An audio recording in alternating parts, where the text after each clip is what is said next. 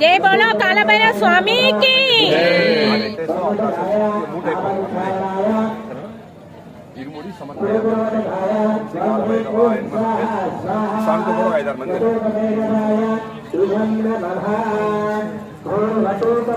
जय बोलो काला भैरव स्वामी की।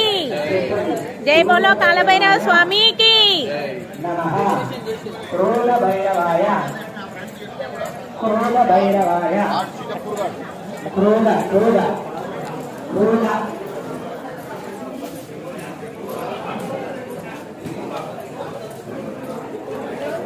क्रोध भैरवाय नमः।